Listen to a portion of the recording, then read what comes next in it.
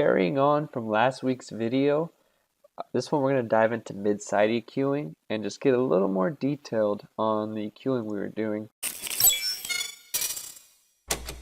Dive right into it. Throw an EQ on the drum rack. And we're going to leave that there, okay? Push this new one up. And what you're going to want to do, at least for Ableton, is you're going to click stereo and go to M/S. And now we're on our mids right here.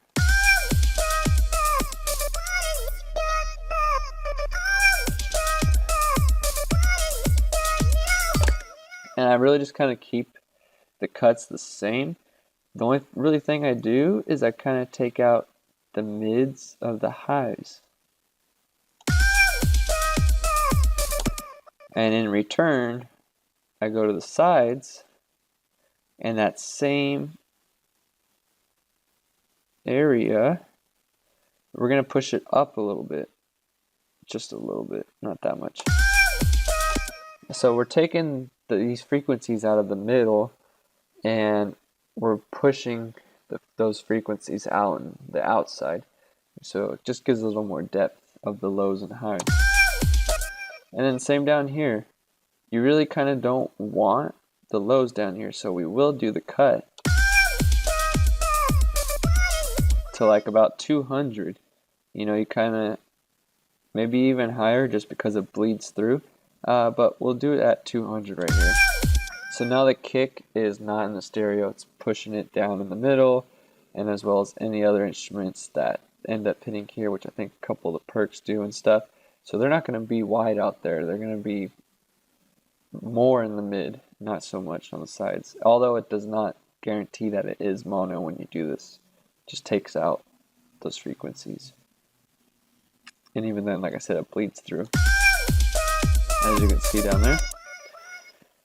But that's basically what I do. And then if you want to take it a step further, you could kind of just boost the mids if you feel like you lost some of the sound down here.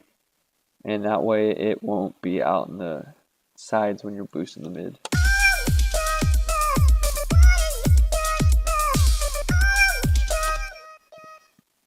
So that's kind of like the rough mid E, or the mid side EQ for the drums. The only other things I'd kind of really mess with on it are the perks, just because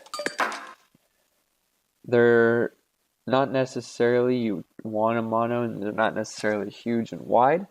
So we're going to mess with it and just kind of clean these up a little bit, make them sound better across the speakers.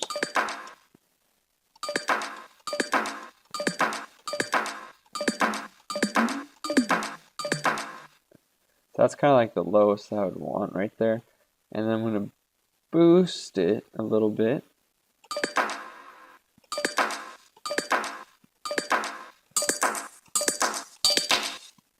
So it's kind of annoying about right there. So we're going to pull them down a little bit.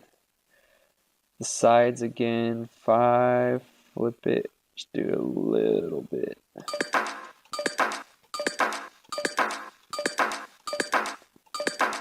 About right there, sounds cool. And then we're going to pull them out of the lows, which we're going to turn that 4 into a cut.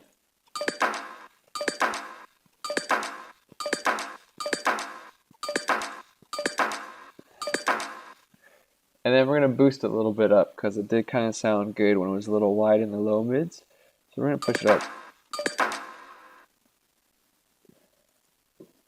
Now the vocals we're going to check out right now, because I know I have the ping pong and stuff on. I'm not sure as the dry signal. They do look to have stereo to them, so let's see.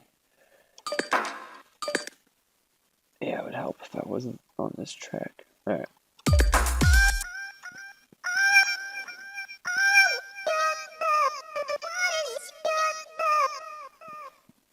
So a little bit in the stereo, so let's clean this up a little bit.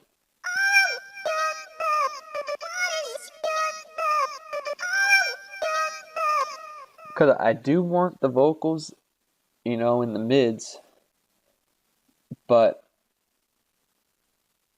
I want those high highs kind of spacious.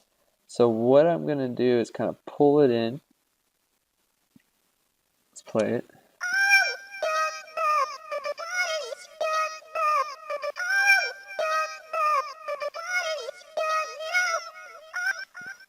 I feel like that now tames that little pierce right there without compression. And then we'll just boost a little bit because I do want them a little wider out here.